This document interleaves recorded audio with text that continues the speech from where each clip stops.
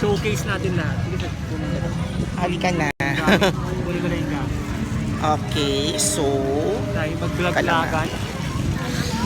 Teka lang, nababa na ako.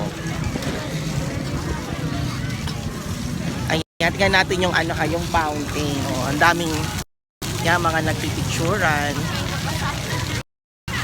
Ayan, medyo maliwanag pa eh. So, nakita niyo yung fountain. Diba?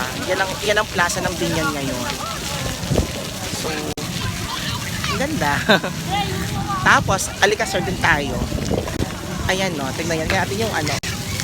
Nakakabasa ba? Ayan. Okay. Sige, tapos, dadaan tayo sa gilid. Hindi kaya mabasa tayo. Hindi naman, pag masyado nang malapit, huwag na masyado malapit. Teka parang,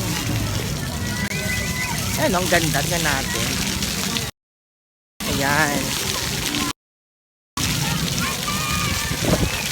Teka, nababasa ako.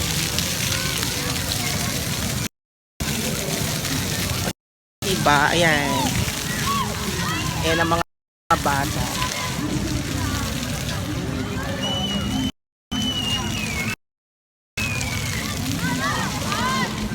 Ayan. So, medyo magaling talaga siya ngayon dahil ang aliwalas ko. Kasi itong plaza na to, kung napansin nyo, nandito kami sa plaza ngayon. Itong plaza na to, ano to eh. Dati kasi siyang basketballan na may shades. Ngayon, tinanggal na. So, medyo maliwalas. Ang ganda. Tanong mo yung kalangitan. Pero, ayan no, ang ganda talaga. Ito yung tanghalan, yung nakita niyo sa likod ko. Lapit pa tayo sa tanghalan. Parang inaano to sir, nire-renovate to. Alin? Ito, nire-renovate. Yung puno, oo. Hindi sir, yung bahay.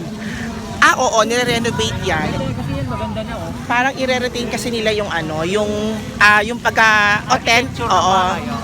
Yung pagka, ano ba? Pagka-vintage. Kahoy yan eh, vintage yun. Oo. So, ayan, di ba? Yan ang plaza. So, ang ganda. Medyo maaliwala. So, talaga namang pwede siyang pasyalan, galaan ng mga pamilya. Ayan, as you can see, ang daming mga tao.